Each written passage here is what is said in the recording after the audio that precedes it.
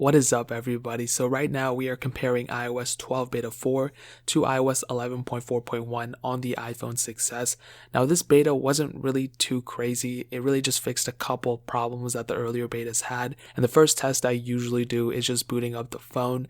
And surprisingly, once we figure out, I'll just talk a little bit more about the beta. But there was one weird problem with this beta 3, actually the one before this, that contacts weren't working on my Apple Watch. And I forgot to say that in yesterday's video, but I did have that problem on my Apple Watch too, but I just got so used to it that I totally forgot about it. I thought it was like an Apple Watch problem or something, not necessarily a beta problem, so just know that is the case. But as you can see, iOS 12 beta 4 did boot up noticeably faster than iOS 11.4.1. I'm not really too sure what the case is here because both these phones, I cleaned out the apps and everything. They're both the exact same phones and they weren't throttled or anything, so I'm not really too sure what was going on there. The next thing I did was open up the App Store, and as you can see on 11.4.1, it does boot up faster.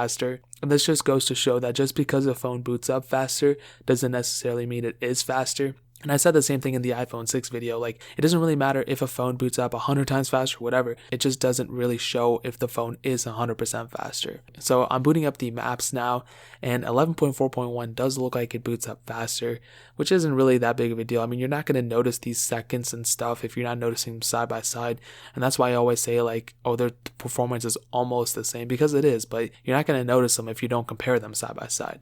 Now the next thing, I tried opening up my website flawlessphone.com, which is the greatest website ever, and I couldn't get it working on iOS 12 beta 4.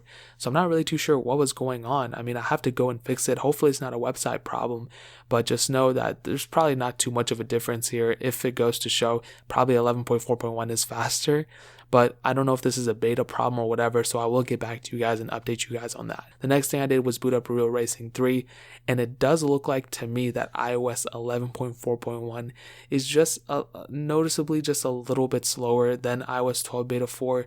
It's not worlds different, but as you can see that for some reason it's still stuck on the loading screen, and I'm not too sure if this is because it's 11.4.1 problem or whatever the case is, but I did notice that on a lot of cases that 11.4.1 isn't necessarily as fast as iOS 12 beta 4, and it goes flip-flopped every once in a while. So basically what I can tell you is that if you're gaming, if you're more performance heavy, you probably won't notice a huge difference upgrading to beta, but you should never update to a beta, and I'll explain that more later on. But in terms of performance and everything, expect it to be pretty much consistent. In some cases it's faster, in some cases it's slower, but it really just depends on how much you use your phone, and if you're playing games of these caliber. This is one of the most higher intensive games that I know of. So again, I just showed the multi-core scores now, and on iOS 11.4.1 we had a multi-core score of 107,917, and it actually shot up about 10,000 points to 117,021. It is quite a bit of a difference here, and I guess we kind of see that a little bit of a performance boost, but it isn't crazy.